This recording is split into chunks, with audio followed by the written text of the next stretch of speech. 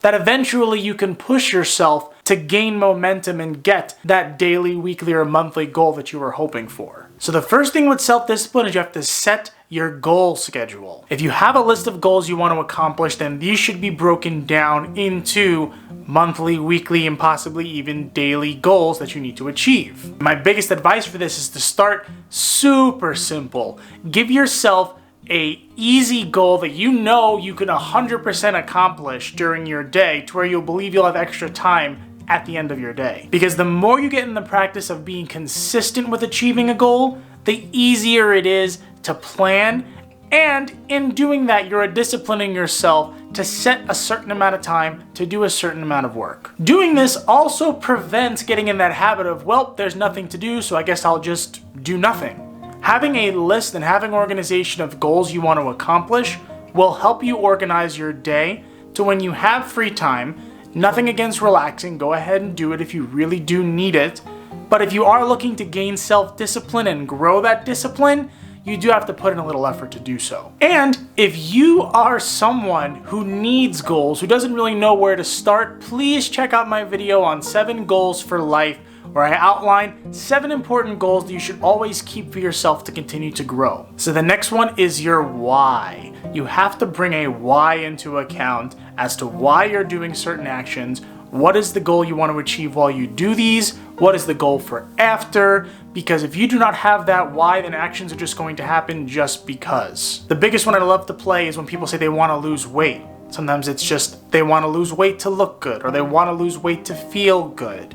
That's a great why to have, but if you don't break that down and you don't actually analyze what encompasses that why, it's not going to last. A lot of people go to the gym and they don't see results maybe in 2-3 weeks, so they immediately disband it. But do they feel better? Does it feel nice to be active? Do they think, maybe if I didn't go to the gym, I would gain a lot more weight had I have not done that? And for weight loss specifically, I would say, is it something that you want to accomplish over a certain period of time and up to a certain event or time? Is it something that you're ready to implement into your lifestyle and sustain for the rest of your life?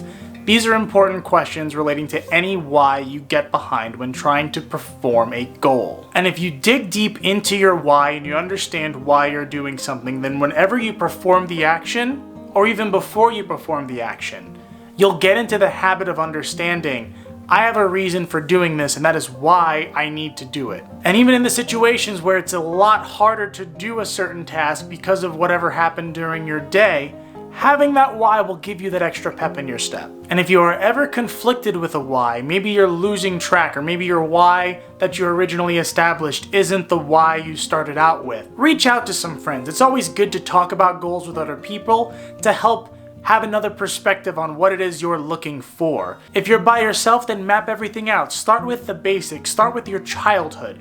What inspired you? What gave you a sense of wonder and awe? How has it led you to today, and why are you doing what you're doing?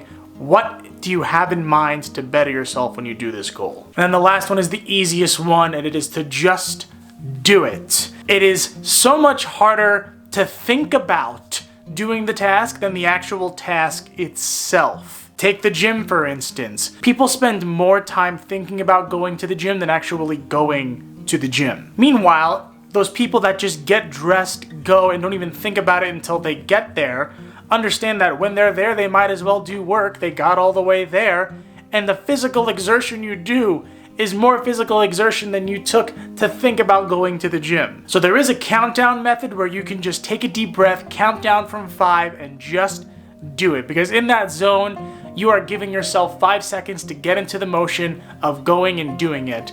And because we don't want to waste our time, why waste your time thinking about 5 seconds before you go and do your task? So the just do it secret is to get into the motion of doing your task. I always say, for some people that have a big goal, let's say they want to run 5 miles every day. Well, can you walk 5 miles? Can you walk just 1 mile every day?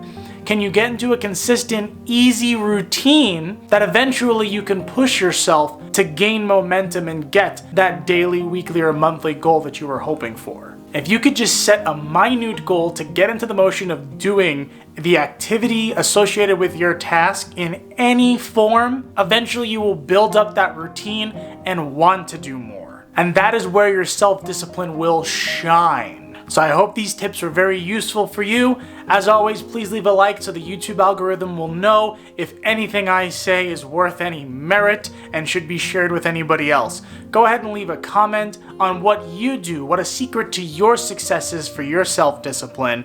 And until next time, I'll see you.